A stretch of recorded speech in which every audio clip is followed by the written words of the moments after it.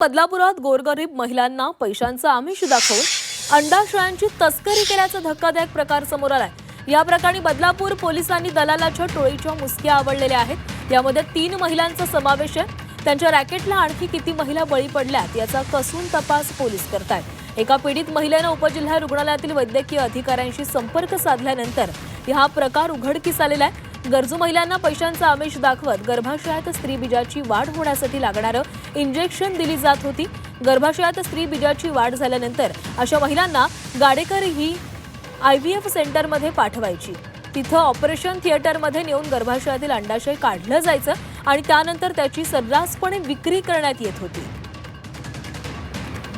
आणि या संदर्भात अधिक बोलणार आहोत आमचे प्रतिनिधी चंद्रशेखर भुयार आपल्यासोबत जोडले गेले। चंद्रशेखर, ही धक्कादायक माहिती समोर आलेली आहे।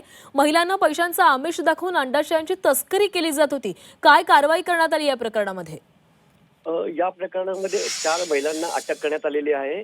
या महिलांकडनं ही मोठं रॅकेट असल्याचं समजतंय। मात्र आता ज्या महिलांकडनं ही अंडाशय घेण्यात आले आहेत, या महिला कोण आहेत याचं आयडेंटिफिकेशन पोलिसांकडनं सुरू आहे। हा मोठं रॅकेट असल्याचं पोलिसांचं म्हणणं आहे।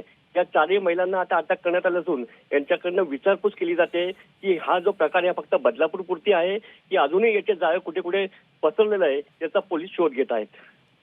नक्कीच चंद्रशेखर, धन्यवाद दिलेल्या सविस्तर माहितीसाठी।